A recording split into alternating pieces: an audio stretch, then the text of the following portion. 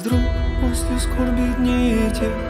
солнце померкнет, и луна не даст света своего, и спадут с неба звезды, и силы небесные поколеблются, тогда явится знамение Сына Божия на небе.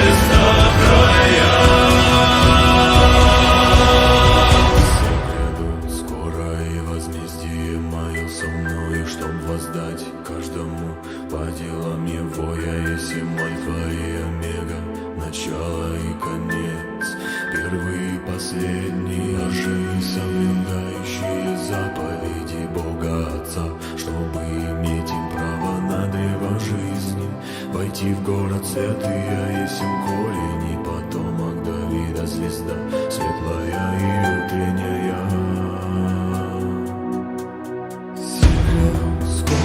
Возмездие мое со мной, чтоб воздать каждому по делам его, я есть альфа и омега,